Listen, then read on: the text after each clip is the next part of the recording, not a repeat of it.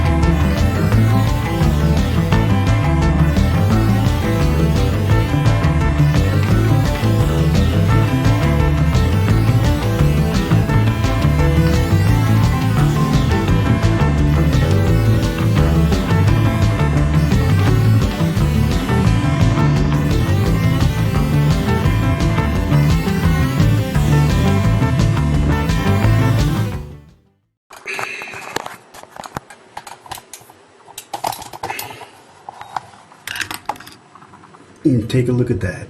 Lovely, huh? That's what happens when your hammer drill a little too aggressive on the hole. This one's okay, but this one's bad, bad, bad, bad.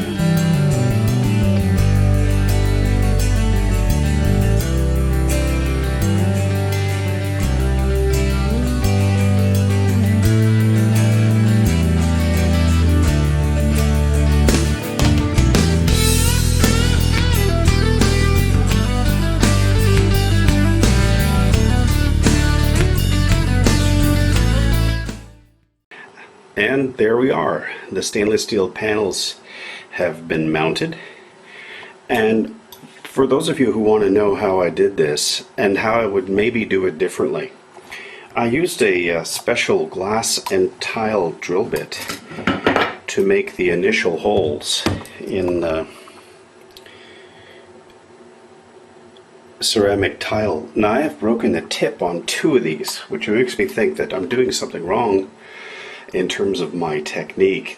The instructions said to wet the contact area. I've never had blades break like this on me before, but this is the first time I've used a spray bottle to wet the area. So I'm thinking when I do the other side of this stainless steel work, I'm not going to wet the blade because I think it's tempering the steel and making it very, very brittle. The other thing I might do on the next go round is I might use painter's tape on the tile to draw my work and also do my drilling. And the reason why is because this tile cracked, well, chipped actually, terribly on this bottom corner piece here. I don't think you can see it, but that's a terrible, terrible chip that was created when the hammer drill kicked in.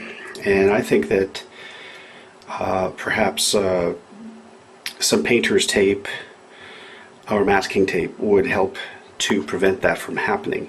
So that's the next thing I would do. So no water, and maybe use masking tape to just support the surface of the tile. I would say that this four-bladed, this is actually two-bladed it's like a cross-shaped drill bit. I quite like it. I would probably use that over the spade type that I was using before. It seems to perform really well. With a broken tip, not so great right now, but I managed to make the holes anyways. It broke like on hole number 2 of 6, something like that. So I managed to get it all in there. Now this looks pretty good now. What I'm going to do is I'm going to mount up the shelves that slot into this and see how they work out. And if they work out really well, then I'll be absolutely delighted. So far, I'm pretty happy with the work. Looks okay. Reasonably centered between the top and the bottom.